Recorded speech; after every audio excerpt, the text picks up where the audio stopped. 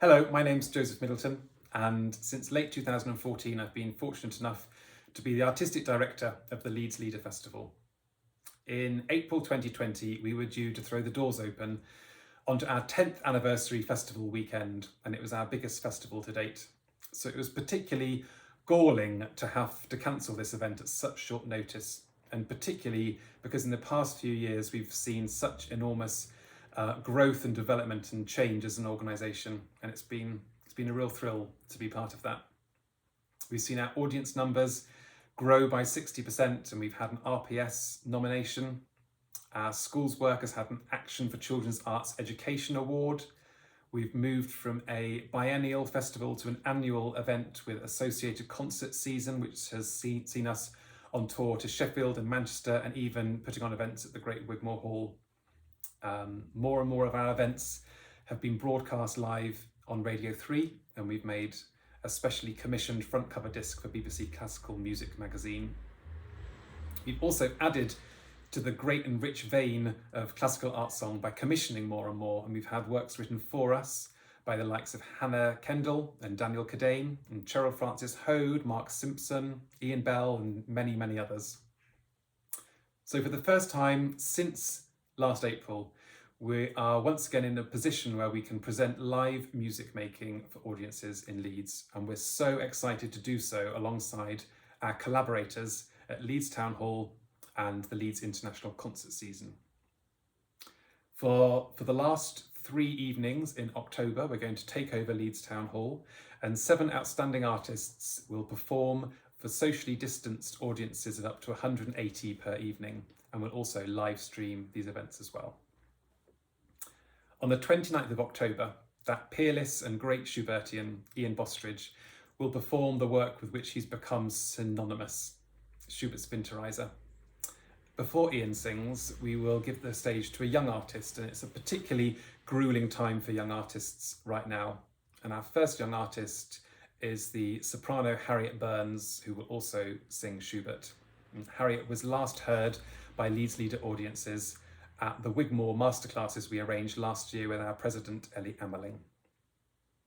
On the 30th, my good friend Louise Alder returns to Leeds, where she's a firm favourite, and she will perform songs by Grieg and Rachmaninoff. And also for the first time, she will present the Strauss Four Last Songs, and it's an enormous privilege for us in Leeds to have her sing those for the first time for us. Before she sings, the young artist that night is the first of 2 artists where we will celebrate Black History Month. Benson Wilson will sing under the auspices of the Kathleen Ferrier Awards. On the 31st, one of the world's greatest countertenors, Iestyn Davis, will sing Schubert, and before him, fresh from triumphs at English National Opera and Glyndebourne, Nardis Williams will sing under Barbara Hannigan's Momentum Equilibrium scheme. It's always a real thrill at Leeds to welcome young artists to the festival, and every year we have 20 come to study and sing and play, and so it was particularly sad to have to cancel them all in April. However, we would now like to offer them all a mentoring scheme for free, where they will have mentoring with Malcolm Martineau, Ian Burnside, Louise Alder and Roderick Williams. And our award-winning education projects, which sees us go into schools all across Leeds and Yorkshire, we will pre-record all of that and deliver all of it online so that more and more young children can enjoy getting to know this great art form. Before I sign off, I'd just like to also say a heartfelt thank you to the audiences at Leeds Leader and to our friends as well, because when we had to cancel the 2020 festival, we reached out to our audiences and asked whether they would feel comfortable donating their ticket monies to the festival so that we could look to pay our artists 50% of their promised fees. Alongside a grant from the Arts Council, and with this incredible generosity from our friends, we were able to do this.